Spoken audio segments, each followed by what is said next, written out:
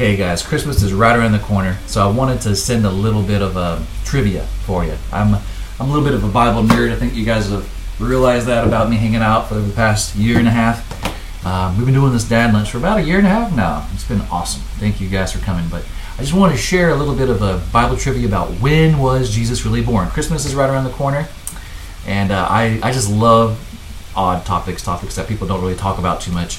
But I've researched like when was Jesus born. I've listened to so many different teachers talk about their opinions. Was he born in December, the fall, or the spring? Very interesting.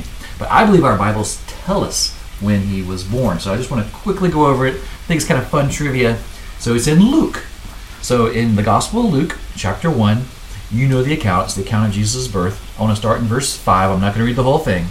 But it says, in the days of Herod, king of Judea, there was a priest named Zechariah of the division of Abijah. That is the phrase that we just read right over. Of the division of Abijah. It's like, just keep reading. That tells us when he was born. Of the division of Abijah is when Zechariah was serving in the temple. And it says that Zechariah and Elizabeth were righteous. They didn't have any children. And as you know, as he's serving in the temple, during the division of Abijah, as he's serving in the temple, that is when the angel appears to him and says, your wife's going to give birth. And sure enough, verse 15, it clearly states that Elizabeth got pregnant as soon as his service was over. She got pregnant right away. And now, so Elizabeth was pregnant for 6 months. That is when Mary gets pregnant. Mary is pregnant for 9 months before Jesus is born. So 6 months plus 9 months is 15 months. So Jesus was born 15 months after the division of Abijah. Does that make sense? So if you look up the division of Abijah in the Old Testament, it says it was the Feast of Pentecost. The Feast of Pentecost happens in June. So June plus 15 months is September. So what happens in September? That's the Feast of Tabernacles, which is so awesome. Feast of Tabernacles was about God and man being together. It was this beautiful feast. It was a celebration.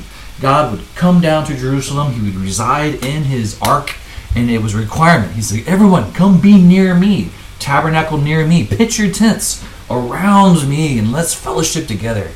God and man together. During the Feast of Tabernacles, let's tabernacle together. So think about Jesus, God Almighty, becoming flesh during the Feast of Tabernacles. God and man together. Well, how fitting is that? It's just awesome. It's just awesome, man. So I honestly feel like he was born during the Feast of Tabernacles. Pretty cool stuff. So obviously we celebrate him in December. As long as he was celebrated, I'm happy. I love Christmas. But I just thought it was a little fun fact. Just wanted to send it out there. Something to think about. Do your own research. Look it up. Anyway, let's get together. Have a good Christmas, guys. And I'll see you later. All right. Bye-bye.